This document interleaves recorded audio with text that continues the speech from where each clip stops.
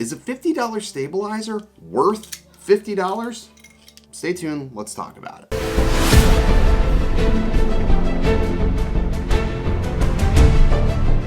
What is up, everybody? I'm Original Dobo. This is Phones, Drones, and Tech. If you're new here or you've seen my channel before but you haven't yet subscribed, consider subscribing so you don't miss any more tutorials or videos just like this. Today we're talking about this. This is called the CISNO. Yeah, so basically this is a Steadicam from a company called CISNO. They make a lot of generic stabilizers on Amazon, and it's a very, very solid construction. It's all solid aluminum, and from first glance, it looks really nice, right? But then we get into the configuration portion and using it, and we find that the stabilizer is very hard to work with.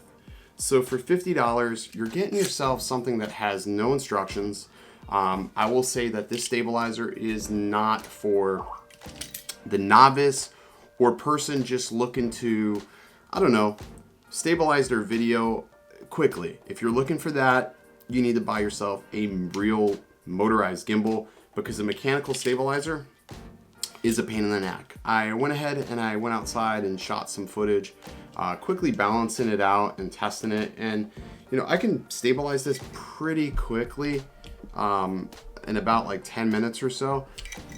But the footage just comes out sort of shaky. You're still gonna need to do a little bit more stabilization after you get your video into post. But overall, for $50, if you have a lot of patience, this stabilizer might just be for you.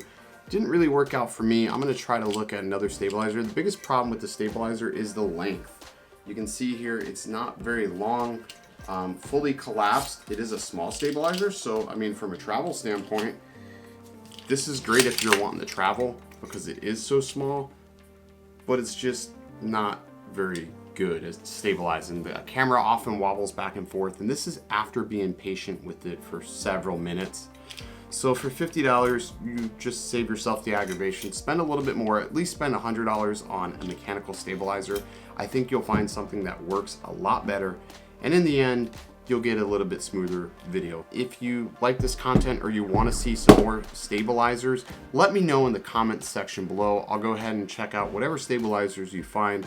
I am still planning on going with a Ronin S, but this is just something for the interim to get footage nice and even. Anyways, that's gonna do it for today's video. We'll see you next time.